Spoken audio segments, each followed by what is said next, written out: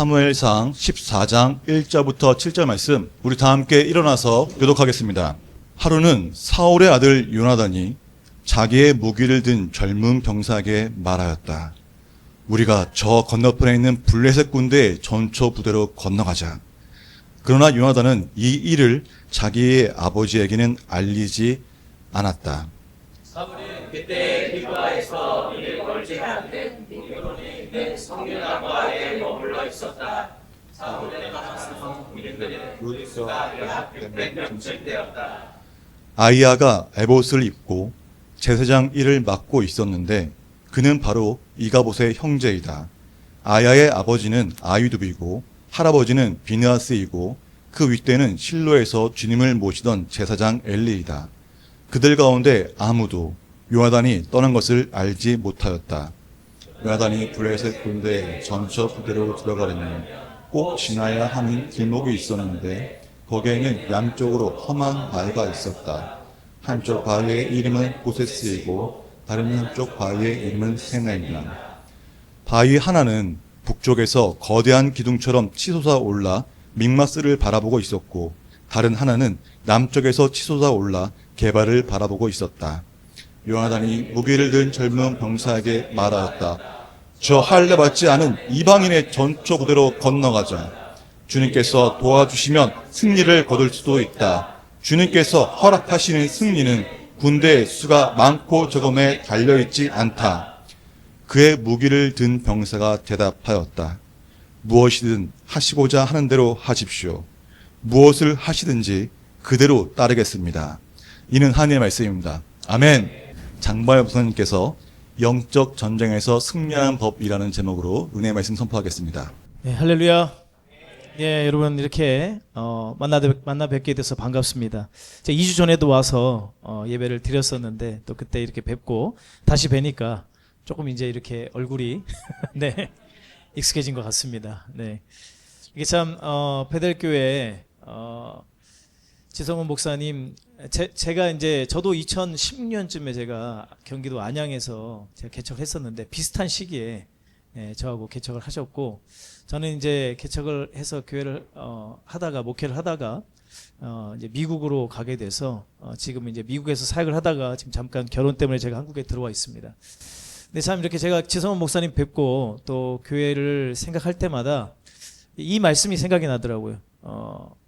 이사야 26장 3절 말씀에 보면 주께서 심지가 견고한 자를 평강에 평강으로 인도하신다. 예. 그래서 우리 목사님도 그러시고 또 우리 교회와 교회에 계신 성도님들이 참 심지가 견고한 분들이구나. 이 시대에 참 많은 교회들이 새롭게 생기기도 하지만 이게 참 얼마 가지 못해서 교회들이 문을 닫는 모습들을 참 많이 보게 됩니다. 그런데 정말 우리 목사님께서 하나님 안에서 주님을 의지하는 마음을 가지고 또 늘 신실하게 목회하시고 또 우리 성도님들이 함께 이 귀한 사역에 동참하시는 이 모습들을 볼 때 참 하나님께서 얼마나 기뻐하시고 하나님께서 귀하게 여기실까 이런 마음을 갖습니다. 여러분들에게 정말 주님이 주시는 그런 귀한 평강이 넘치시기를 예수님의 이름으로 축복합니다. 여러분 우리가 잘 아는 것처럼 지금 세상은 전쟁 중입니다. 러시아와 우크라이나 전쟁이 3년이 넘게 계속 이어져 가고 있고 잠시 휴전 상태이긴 하지만은 이스라엘과 팔레스타인의 전쟁이 여전히 계속되고 있습니다. 그리고 지난달 말에 이 지진이 나서 엄청나게 큰 피해를 입은 미얀마 알고 계시죠? 이 미얀마는 2021년부터 이 군부와 시민들 간의 내전 중입니다. 그리고 이 지진이 일어났음에도 불구하고 계속해서 이 공습이 계속되고 있어서 많은 사상자가 일어나고 있다는 뉴스를 우리는 계속 듣고 있습니다. 이렇게 눈에 보이는 물리적인 전쟁뿐만 아니라 정치, 경제, 사회, 문화 영역에서 보이지 않는 전쟁 역시 계속되고 있습니다. 특히 여러분 지난 4월 2일에 미국의 트럼프 대통령이 이 새로운 상호 관세 정책을 발표하면서 우리나라를 비롯해서 세계의 많은 나라들이 충격에 빠졌고 각 나라들이 이제 이에 대응하는 강력한 무역 전쟁을 예고하고 준비하고 있는 중입니다. 그리고 지금 현재 우리가 살고 있는 이 대한민국은 우리 모두가 잘 아는 것처럼 이 심각한 정치적인 갈등으로 사회가 불안정하고 지금 이러한 상황이 언제 끝날지 알 수가 없는 현실 가운데 있습니다. 이렇듯 여러분 세상은 끊임없이 전쟁 중입니다. 그런데 우리가 기억해야 되는 또 하나의 전쟁, 아니 우리가 기억해야 되는 가장 중요한 전쟁이 있습니다. 그것은 바로 영적 전쟁입니다. 이 전쟁은 세상이 창조된 이래로 아담과 하와가 범죄한 이후에 시작되어서 앞으로 주님께서 다시 오실 때까지 계속될 전쟁입니다. 그것은 하나님의 나라와 사탄의 나라의 싸움이요, 하나님의 백성들과 어둠의 권세들과의 싸움인 것입니다. 우리가 함께 에베소서 6장 12절의 말씀을 같이 함께 읽어보도록 하겠습니다. 시작. 우리의 싸움은 인간을 적대자로 상대하는 것이 아니라 통치자들과 권세자들과 이 어두운 세계의 지배자들과 하늘에 있는 악한 영들을 상대로 하는 것입니다. 아멘. 우리의 싸움이 있다라고 하는 것입니다. 오늘 말씀의 제목이 영적 전쟁에서 승리하는 법인데, 영적 전쟁에서 승리하기 위해서 가장 먼저 우리가 해야 될 것은 현재 우리 모두가 영적 전쟁 중에 있다라고 하는 것을 분명하게 인식해야 된다라고 하는 것입니다. 신앙생활을 예수님을 잘 믿고 복받고 주 안에서 행복한 삶을 살다가 천국에 가는 것으로만 인식하고 있다면 그 신앙은 아직까지 어린 아이의 신앙에 머물러 있는 것입니다.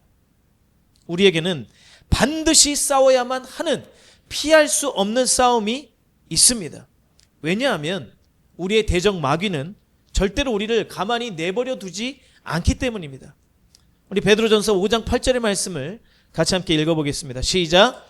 정신을 차리고 깨어 있으십시오. 여러분의 원수 악마가 우는 사자같이 삼킬 자를 찾아 두루 다닙니다. 아멘. 그렇습니다, 여러분. 사탄이 우는 사자와 같이 정말 배가 고파서 눈앞에 먹이가 보이기만 하면 어떻게 해서든지 목숨을 걸고 그 먹이를 잡으려고 하는 그 사자와 같이 그렇게 삼킬 자를 찾고 있다라고 하는 것입니다. 어떻게 해서든지 우리의 믿음을 빼앗고 우리가 하나님의 뜻대로 살지 못하게 하기 위해서 사탄은 수단과 방법을 가리지 않고 저와 여러분을 공격한다라고 하는 것입니다. 이 사탄의 목적은 분명합니다. 우리를 넘어뜨리고 시험에 빠지게 해서 하나님을 믿지 못하게, 하나님을 신뢰하지 못하게 하고, 그로 말미암아 우리가 범죄하게 해서 하나님의 징계를 받게 하고, 결국에는 우리 안에 있는 하나님이 주신 믿음을 빼앗는 것이 사탄의 목적이다라고 하는 것입니다. 이렇듯 나는 그냥 가만히 있습니다. 나는 싸우고 싶지 않은데, 나는 그냥 평안한데. 여러분, 내가 아무리 그냥 가만히 있고 싶어도 나를 공격하는 적이 있기 때문에 우리는 그들과 싸워야 되고 우리의 믿음을 지켜야만 한다라고 하는 것입니다. 여러분, 오늘 본문의 말씀에 보면 이스라엘과 블레셋의 전쟁이 나옵니다. 우리가 잘 아는 것처럼 이 블레셋이라고 하는 민족은 이스라엘의 가장 오래된 적이자 가장 강력한, 어떻게 보면 아주 너무 지긋지긋한 적이 바로 이 블레셋이라고 하는 민족이었습니다. 이스라엘과 블레셋의 싸움은 아브라함 때까지 거슬러 올라갑니다. 아브라함과 그의 아들 이삭 때에 이 블레셋과 우물, 여러분 이 광야 사막에서는 우물은 생명과도 같은 것이잖아요. 이 우물로 인한 싸움이 있었습니다. 그런데 성경의 그 당시에 이 성경의 창세기 기록에 보면 이 블레셋이 이 아브라함과 또 그 아들 이삭을 그렇게 시기하고 분쟁하게 된 이유가 그들을 시기해서다라고 성경은 말하고 있습니다. 무엇을 시기했습니까? 그들 안에 있는 하나님이 그들에게 주신 복을 시기한 것이에요. 하나님이 그들과 함께 하시고 하나님이 그들을 도와주시고 하나님이 그들을 형통케 하시고 그들을 잘 되게 해주시는 것을 보면서 시기한 것입니다. 무슨 말입니까, 여러분? 왜 세상이 교회와 그리스도인들을 공격하는 것입니까? 여러분, 물론 교회가 또 그리스도인들이 세상 가운데서 잘못되게 행하는 삶도 있습니다. 여러분, 그러나 그것은 근본적으로 세상이 교회와 그리스도인을 공격하는 이유가 아닙니다. 그 이유는 무엇입니까? 우리 안에 하나님이 주시는 하나님의 복과 영적 생명, 영원한 생명이 있음을 뭐하기 때문이에요? 시기하기 때문이에요. 세상은 그걸 갖지 못하잖아요. 그러나 저와 여러분 안에 무엇이 있습니까? 하나님이 주신 복과 영원한 생명이 있는 줄 믿으시기 바랍니다. 여러분, 그렇기 때문에 세상은 끊임없이 교회를 핍박합니다. 여러분, 초대교회를 보시기 바랍니다. 초대교회가 얼마나 많은 사람들에게 여러분 칭송을 받고 칭찬을 받는 교회였습니다. 그럼에도 불구하고 엄청난 박해를 받았다라고 하는 것이에요. 왜 그렇습니까? 복음을 전했기 때문이에요. 복음을 전하지 않았다면 핍박받을 일이 없습니다. 여러분, 이 오늘날도 마찬가지예요. 교회가 복음을 전하지 않으면 세상이 교회를 가만히 내버려 둡니다. 그러나 여러분, 이 생명의 복음을 증거하는 때, 증거하는 그 사람과 교회는 핍박을 받는 것입니다. 어둠과 빛은 절대로 하나가 될 수 없습니다. 이 영적인 전쟁은 여러분 주님 오실 때까지 계속된다라고 하는 것이에요. 여러분, 그래서 오늘 본문에 나오는 이 이스라엘과 블레셋의 전쟁이 표면적으로 보면은 이스라엘이라고 하는 민족과 블레셋이라고 하는 민족의 싸움이지만은 그것을 영적으로 바라보게 되면 하나님의 나라와 세상 나라의 영적인 전쟁이다라고 하는 것을 우리는 깨달을 수 있는 것입니다. 그래서 여러분, 오늘 우리는 이 내용을 통해서 저와 여러분이 싸우고 있는 이 영적인 전쟁에서 우리가 과연 어떻게 승리할 것인지를 함께 살펴보기를 원합니다. 그 첫 번째는, 우리가 영적 전쟁에서 승리할 수 있는 첫 번째는 바로 상황과 환경에 초점을 맞추지 말라라고 하는 것입니다. 네, 여러분, 이스라엘이 처한 상황은, 지금 이 본문에서 이스라엘이 처한 상황은 참으로 암울한 상황이었습니다. 왜냐하면 이 이스라엘은 성경의 사사기가 기록된 그 시간 동안에, 오랜 시간 동안 주변 국가들에 의해서 침략과 약탈을 당해왔고, 이제 막 왕정 시대가 시작되어서 모든 것이 아직 제대로 정비가 되지 않은 상황이었습니다. 뿐만 아니라 전쟁을 하기 위해서 제대로 된 무기조차 없었다라고 하는 것이에요. 당시 이 블레셋은 발전된 철기 문화를 가지고 있었는데 이스라엘은 그렇지를 못했습니다. 그래서 이스라엘은 철로 된 농기구 하나 수리할 능력조차 없어서 그것을 수리하기 위해서 블레셋에 가서 돈을 주고 그것을 수리하였습니다. 상황이 이렇기 때문에 그들이 블레셋과 전쟁을 해야 함에도 불구하고 제대로 된 무기가 없었다라고 하는 거예요. 그래서 사무엘상 13장 22절 말씀에 보면 전쟁이 일어날 때에 사울과 요나단을 따라 나선 모든 군인들의 손에는 칼이나 창이 없었다. 오직 사울과 그의 아들 요나단의 손에만 그런 무기가 있었다라고 성경은 말씀하고 있습니다. 여러분, 무슨 말입니까? 사울과 요나단에게만 무기가 있고 나머지 백성들은 제대로 된 무기가 없이 몽둥이나 농기구 아니면 그냥 자기들이 손에 잡히는 어떤 허접스러운 그런 것들을 들고 나온 참으로 오합지졸과 같은 그런 부대였다라고 하는 것이에요. 여러분, 이게 이미 싸움을 하기도 전부터 싸울 준비가 전혀 되어 있지 않는 것이었죠. 그리고 여러분, 양쪽 부대의 전력 차이는 더 심각했습니다. 이스라엘은 처음에 블레셋과 싸우기 위해서 3,000명의 군사가 나왔어요. 그런데 이 백성들이 블레셋의 군대를 보고 너무 두려워서 달아나고 터져서 결국 최종적으로 남은 사람은 600명이었습니다. 그런데 여러분, 블레셋의 군대는 얼마였습니까? 전차가 3만이었어요. 그리고 기병이 6천이었습니다. 그리고 성경에 이 군사들은, 병사들의 숫자는 수를 셀 수 없이 많았다는 거예요. 여러분, 게임이 됩니까? 600명. 제대로 된 무기도 없는 600명과 전차 3만, 기병 6천. 여러분, 싸움이 안 되잖아요. 싸울 수가 없는 거죠.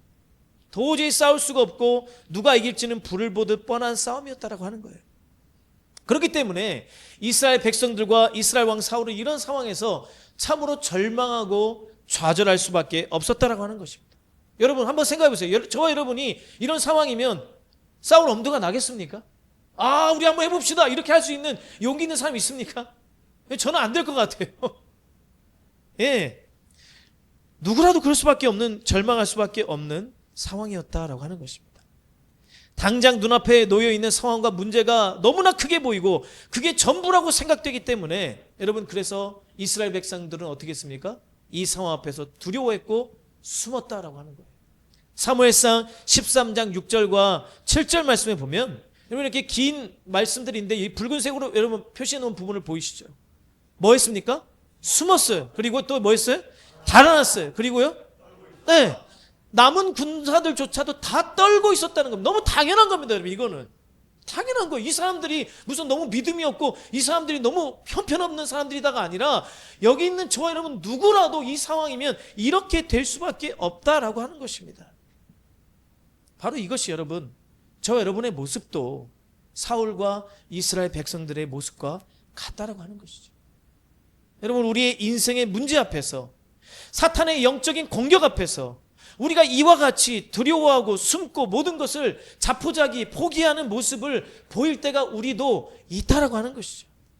여러분, 우리의 삶에 얼마나 크고 작은 문제들이 찾아오나요? 아마 지금도 많은 삶의 어려움과 문제를 겪고 계신 분들이 분명히 이 자리 가운데 있을 것입니다. 건강의 문제, 재정의 문제, 관계의 문제, 실패의 문제, 이런 많은 문제들이 나의 의지와는 관계없이 이러한 삶의 문제들이 우리를 공격해 온다라고 하는 거예요. 그리고 사탄은 이런 어려움들이 찾아올 때, 이 사탄이 욥한테 그렇게 했던 것처럼 이 문제들이 왔을 때 이걸 통해서 야, 하나님을 의심해라, 그리고 불평하고 더 나아가서 하나님을 원망하고 네가 가진 믿음을 버려라라고 하면서 우리를 유혹하고 시험한다라고 하는 것이. 그래서 여러분 어떻게 합니까? 이때 많은 그리스도인들이 그 시험에 걸려 넘어집니다. 실제로 시험이 찾아오면 이겨내지를 못해요. 그래서 그 상황만 보고 낙심하면서 좌절하고 하나님을 원망하고, 어떤 사람들은 교회와 하나님을 등지고 세상으로 가는 많은 사람들이, 여러분들도 많이 보셨지 않습니까? 지금도 많은 사람들이 그러고 있습니다. 이 코로나 시기에 얼마나 많은 사람들이 교회를 떠났습니까? 그리고 여러분, 어떤 사람들은, 그리고 우리는 그런 상황들을 핑계 삼아서 나의 믿음 없는 것을 너무나 잘 합리화시킵니다. 하나님, 제 남편이 이래서 안 됩니다. 제 아내가 이래서 안 되고 내 자식과 내 부모를 보세요. 하나님, 저는 어떻게 뭘 할 수가 있습니까? 안 됩니다. 하나님, 우리 가정은 안 돼요. 하나님, 저는 원래 능력이 부족해서 할 수가 없습니다. 우리 교회는 숫자가 너무 적어서 안 됩니다. 여러분, 우리는 이런 영적인 문제들, 삶의 문제와 공격들 앞에서 이러한 말과 이런 핑계를 너무나 자연스럽게, 너무나 여러분 당연하게 한다라고 하는 것이에요. 그 이유가 무엇입니까?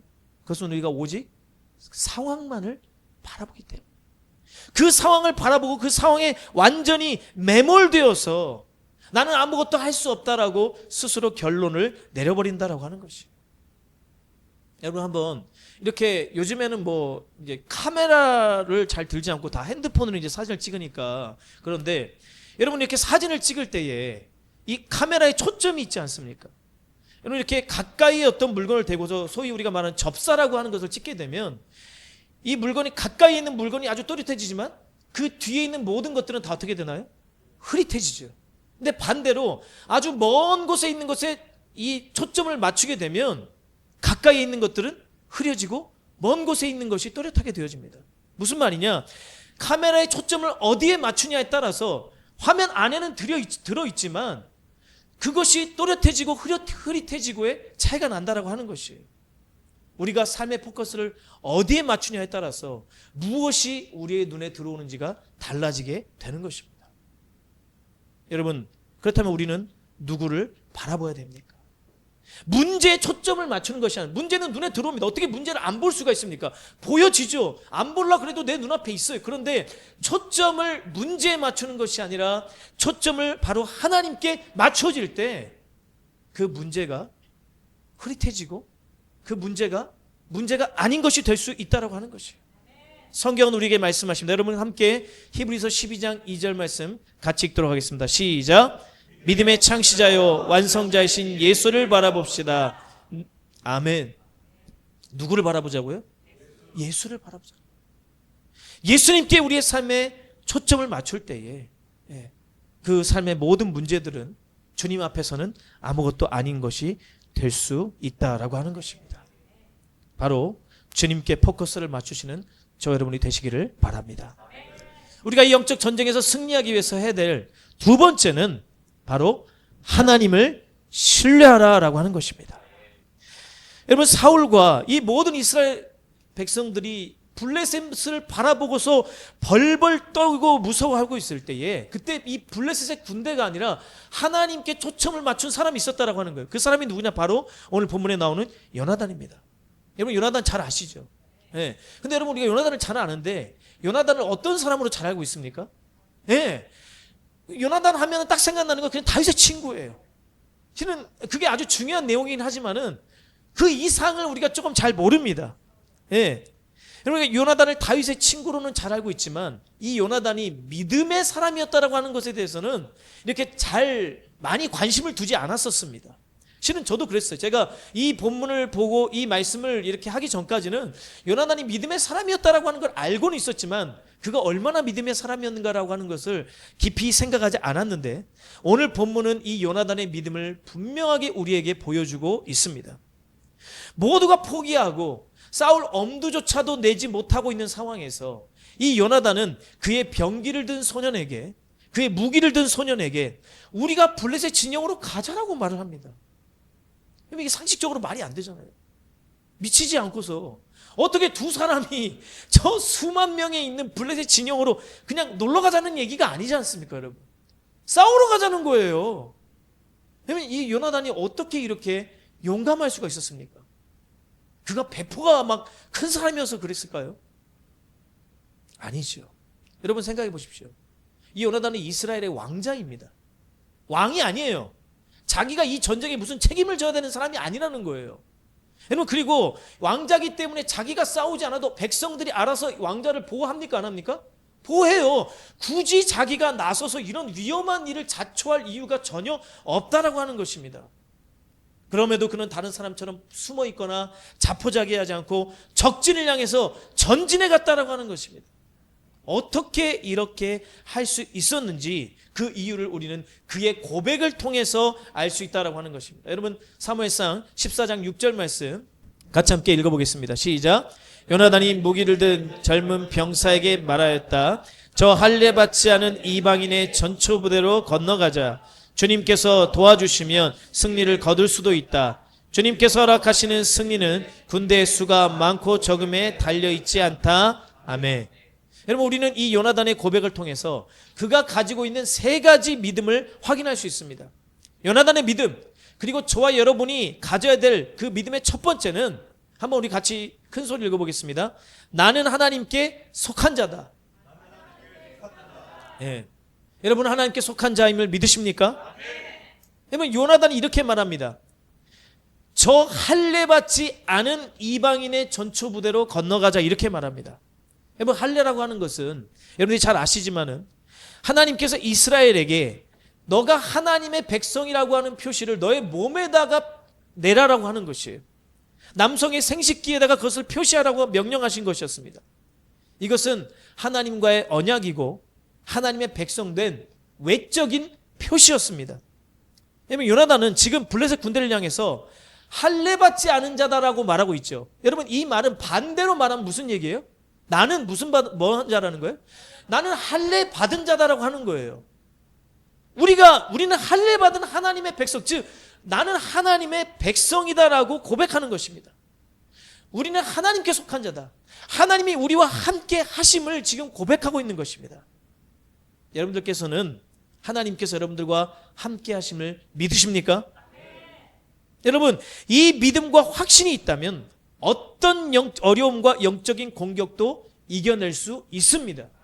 그러나 여러분, 반대로 이 믿음의 확신이 없다면 아무리 겉으로는 열심히 신앙생활하는 거 보이고 믿음이 좋은 것 같을지라도 결정적인 순간에 넘어지게 되는 것이에요. 이 말을 좀 더 구체적으로 하자면 내가 구원받은 하나님의 자녀임을 분명하게 확신해야 된다고 하는 것입니다. 이스라엘 백성들이 생식기의 표피를 잘라내어서 피 흘림으로 하나님의 백성이 된 것처럼 저와 여러분은 예수 그리스도의 피 흘리심으로 말미암아 구원받았습니다. 예수님께서 나의 죄를 위해서 죽으시고 부활하셔서 나를 구원하셨음을 분명하게 믿는 그 믿음이 우리 안에 있을 때에 우리는 어떤 상황에서도 흔들리지 않을 수 있는 것입니다. 그럼 제가 다시 한번 여러분들께 여쭤보겠습니다. 여러분은 분명히 구원 받았습니까? 예수님께서 나의 영혼의 구세주이며 나를 죄에서부터 구원하시는 분이심을 믿으십니까? 지금 이 순간 예수님께서 성령으로 여러분들 안에 거하고 계십니까? 이 분명한 믿음의 고백이 있을 때 우리는 승리할 수 있습니다. 그리고 성경은 우리에게 이 구원의 확신을 불분명하게 하지 말고 아주 분명하게 하라고 우리에게 명령하십니다. 우리 다 함께 고린도후서 13장 5절의 말씀을 함께 읽어보도록 하겠습니다. 시작. 여러분은 자기가 믿음 안에 있는지 스스로 시험해보고 스스로 검증해 보십시오. 여러분은 예수 그리스도께서 여러분 안에 계시다는 것을 알지 못합니까? 모른다면 여러분은 실격자입니다. 모르면 안 됩니다, 여러분. 죽어봐야 알죠. 이거 아닙니다, 여러분. 잘못된 믿음입니다. 분명히 알고 확신할 수 있습니다. 이 믿음의 확신 안에 서시는 여러분들이 되시기를 바랍니다. 요나단이 가졌던 믿음, 저 여러분이 본받아야 되는 그 두 번째 믿음은 같이 한번 또 따라해 보겠습니다. 하나님은 나를 돕는 분이십니다. 하나님이 나를 돕는 분이라는 믿음을 요나단은 가지고 있었다라고 하는 것이에요. 요나단이 이렇게 고백하죠. 예, 말씀을 보여주십시오. 주님께서 도와주시면 승리를 거둘 수도 있다. 여러분, 어쩌면 이 말을 보면서 요나단이 뭔가 좀 불확실한 믿음을 가지고 있었나라고 생각할 수 있습니다. 말이 그렇잖아요. 거둘 수도 있다라고 말하니까요. 근데 여러분, 요나단의 행동을 한번 잘 생각해 보시기 바랍니다. 요나단의 행동을 보면 이것이 결코 불확실한 믿음이 아니라 아주 확실한 믿음이었다라고 하는 것을 우리는 알 수 있습니다. 왜냐하면 여러분, 요나단은 지금 적진을 향해 걸어 들어가는 이 행동이 뭘 거는 거예요? 목숨을 거는 행동이잖아요. 여러분, 세상에 불확실한 것에 자기 목숨을 거는 사람이 있습니까? 여러분, 더군다나 이 요나단이 지금 적진을 향해 가는 것은 자기 생명만 위험한 게 아닙니다. 들어가서 포로로 만약 잡혀서 이 요나단이 이스라엘의 왕자라고 하는 사실이 밝혀지게 된다면 어떻게 될까요? 이스라엘 전체가 위험해지는, 나라를 위험에 빠뜨리는 행동이라고 하는 것이에요. 어떻게 하나님이 도와주실 것이라고 하는 확신이 없이 이 일을 할 수가 있겠습니까? 요나단은 하나님께서 구체적으로 어떤 방법과 어떤 하나님의 모습으로 나를 도와주실지에 대한 구체적인 확신은 없었지만 하나님의 뜻을 행할 때 하나님이 나와 함께 하시고 나를 도와주실 것에 대한 분명한 확신을 가지고 있었다라고 하는 것입니다. 여러분, 이것은 우리에게도 꼭 필요한 믿음입니다. 우리는 어떤 어려움이나 시험을 당할 때 때로는 그 시험이 하나님께서 나에게 주신 시험이라고, 또는 하나님이 나를 버리셨거나 하나님이 나에게 무관심해서 이 시험이 나에게 찾아왔다라고 생각할 때가 있기 때문입니다. 여러분, 욥이 환난을 당했을 때 욥의 아내가 뭐라 그랬습니까? 차라리 하나님을 저주하고 하나님을 욕하고 죽어버려라라고 말하지요. 그것처럼 사탄은 우리의 시험과 문제의 상황에서 자꾸 우리에게 똑같은 얘기를 하는 거예요. 하나님이 너를 도와주지 않으니까, 하나님이 너를 사랑하지 않으니까, 하나님이 너를 버렸으니까 이런 일이 생긴 거야. 하나님은 너를 도와주지 않아. 하나님을 의심하게 만든다라고 하는 거예요. 그러나 여러분, 우리는 분명히 기억해야 될 것은 하나님은 저 여러분을 도우시는 분이시다라고 하는 것입니다. 우리 함께 히브리서 13장 6절의 말씀을 같이 한 목소리 읽겠습니다. 시작. 그래서 우리는 담대하게 이렇게 말합니다. 주님께서는 나를 도우시는 분이시니 내게는 두려움이 없다. 누가 감히 내게 손댈 수 있으랴. 여러분, 하나님은 선하신 분이십니다. 믿으십니까? 하나님 우리에게 가장 좋은 것을 주기 원하시고 언제나 우리를 도와주시는 분이다라고 하는 거예요. 어떤 어려운 상황, 아무리 좋지 않고, 심지어는 여러분, 때로는 우리의 삶에 내가 정말 명백한 나의 잘못, 나의 실수, 나의 죄로 인해서 비롯된 상황이 내게 올 수 있어요. 여러분, 만약 우리가 인간적으로 어떻게 하겠어요? 야, 네가 한 거니까 네가 알아서 해라고 할 수 있잖아요. 근데 하나님께서는 그런 상황에서도 우리를 도와주시고 우리의 손을 붙잡아 주시는 좋으신 분이라고 하는 것을 저 여러분은 분명히 신뢰해야 됩니다. 하나님은 우리를 도우시는 분이십니다.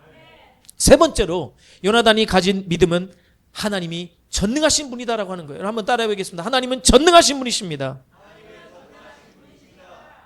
여러분, 하나님은 전능하신 분이세요. 그는 고백합니다. 주님께서 허락하시는 승리는 군대 수가 많고 적음에 달려있지 않다는 거예요. 전쟁의 승리가 사람의 수에 달린 것이 아니라 아무리 적군이 강할지라도 하나님은 그보다 더 강하신 분이다라고 하는 믿음의 고백이란 것입니다. 여러분, 우리가 많이 하는 고백이 있죠. 하나님이 하시면 됩니다. 하나님이 하시면 되는 거예요. 여러분, 왜요? 하나님께는 불가능이 없습니다. 하나님은 천지와 만물을 말씀으로 창조하셨습니다. 그분은 그분의 능력을 통해서 이스라엘을 그 당시 세계 최강대국인 애굽에서부터 하나님의 능력으로 건져내신 분이십니다. 하나님은 어떤 병이든 고치실 수 있는 분이며 어떤 어려운 문제도 해결할 수 있는 분이시다라고 하는 거예요. 예수님께서 이 땅에 오셔서 그것을 친히 보이셨습니다. 보리떡 5개와 물고기 2마리로 5,000명을 먹이셨고, 물 위를 걸으시고 귀신을 쫓아내시며 모든 병든 자를 고치시고 죽은 나사로를 살리셨습니다. 그 전능하신 주님을 우리 안에 모시고 있고 우리는 그분을 의지하는 것입니다.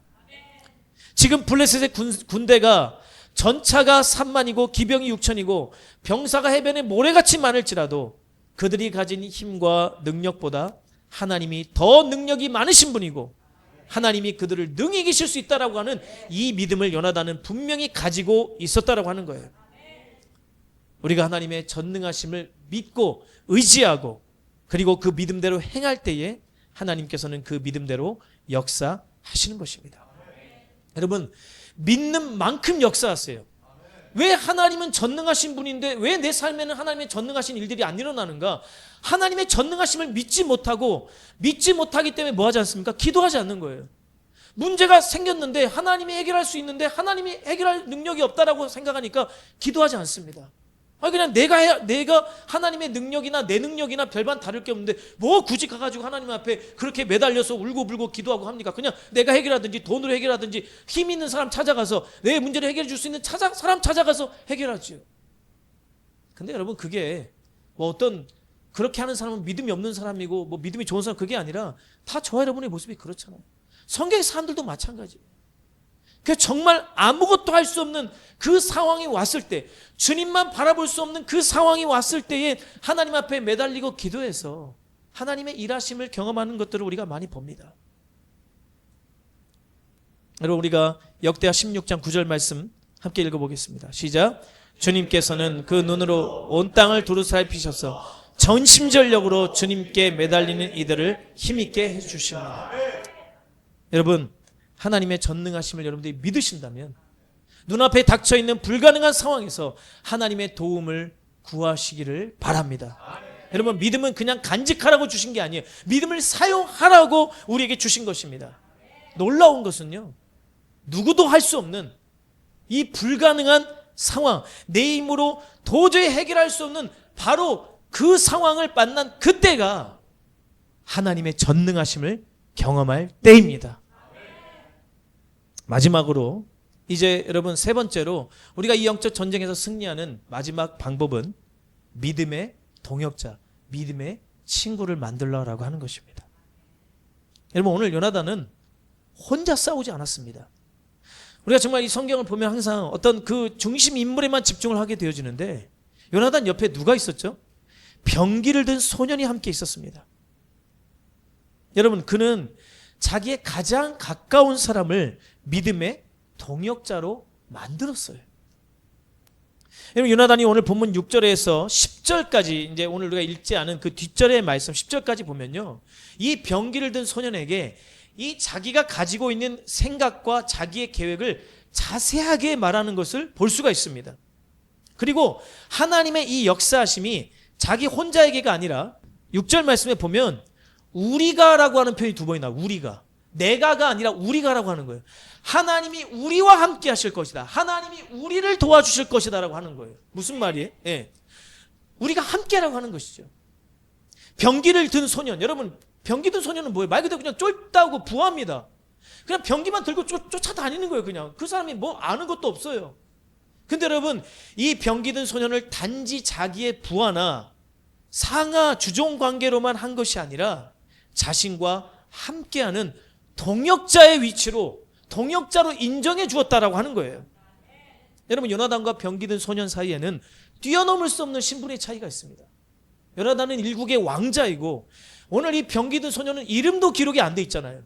얼마나 보잘것없는 사람이에요. 그냥 그 일은 누구나 대체할 수 있는 일입니다.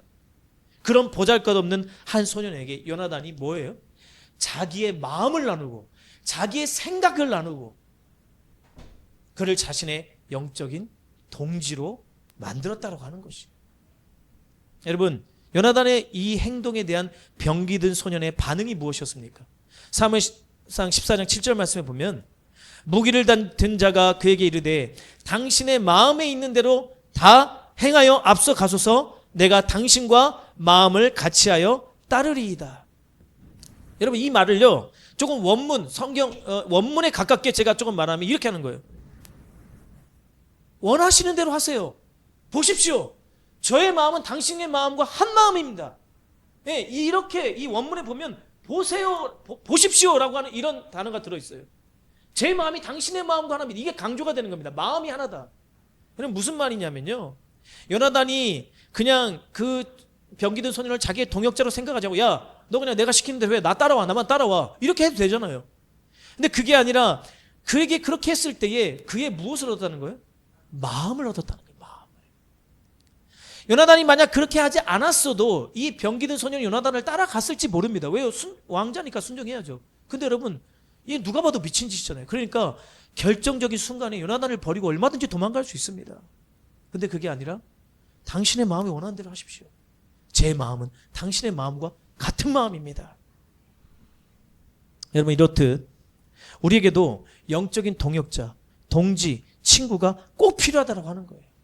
세상적인 친구, 술 친구, 돈으로 엮여있는 친구, 사업으로 관계된 친구가 아니라 영적인 마음을 나눌 수 있고 주님의 일을 위해서 한 마음과 한 뜻이 될 수 있는 친구는 반드시 필요하다고 하는 것입니다. 그리고 여러분 그 사람은 먼 곳에 있지 않습니다.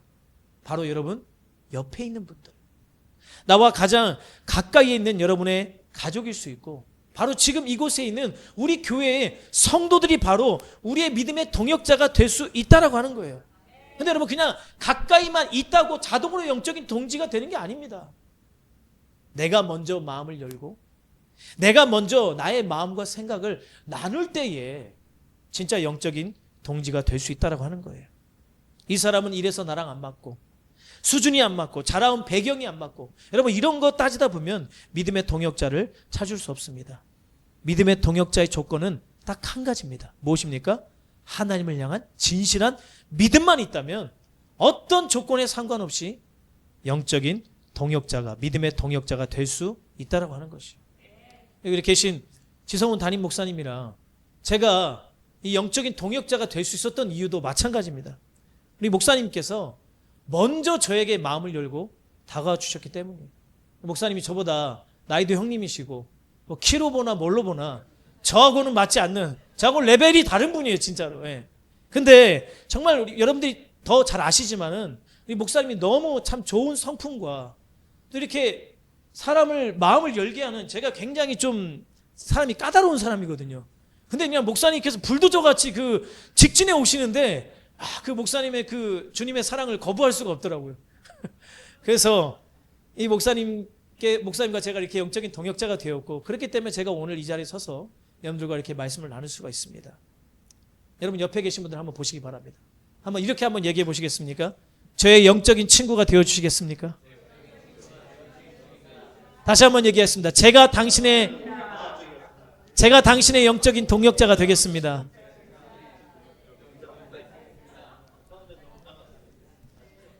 여러분 믿음의 친구는 반드시 필요합니다. 많은 숫자가 아니에요.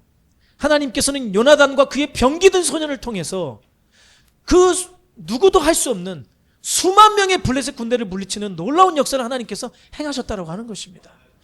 오늘 이 자리에 계신 이 베델교회 성도님들, 이곳에 계신 분들만 한 마음이 될 수 있다면, 이곳에 계신 여러분들이 정말 진정한 영적인 동지와 믿음의 동역자가 될 수 있다면 하나님께서 베델교회를 통해서 놀라운 일을 행하실 줄 믿습니다.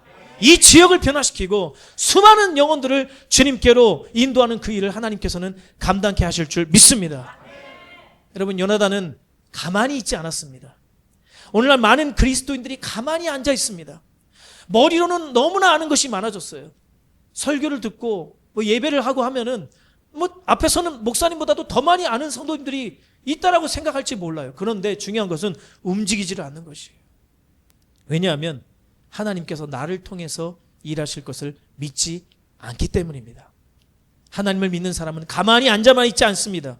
믿음을 가지고 하나님은 전능하신 분이고 하나님께서 나와 함께 하시고 내가 하나님께서 기뻐하시는 일을 할 때에 나를 도우시며 나를 통해서 일하실 것을 믿고 움직이는 것입니다.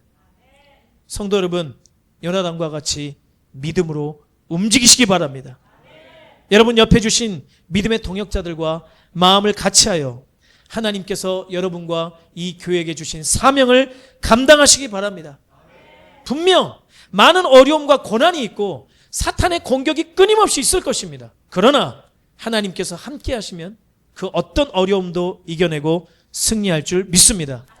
오늘 말씀은 이렇게 내용이 끝납니다. 우리 같이 한번 읽어보겠습니다. 시작. 그날에 주님께서 이렇게 이스라엘을 구원하셨다. 전쟁은 베다웬 너머에까지 번졌다.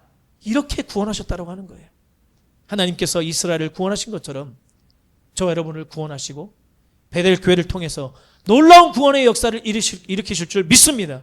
우리 마지막으로 요한일서 5장 4절 말씀을 읽고 마치도록 하겠습니다. 시작. 하나님에게서 태어난 사람은 다 세상을 이기기 때문입니다. 세상을 이긴 승리는 이것이니 곧 우리의 믿음입니다. 아멘. 할렐루야. 네, 함께 주신 말씀 기억하면서 함께 찬양하고 기도하는 시간 갖도록 하겠습니다.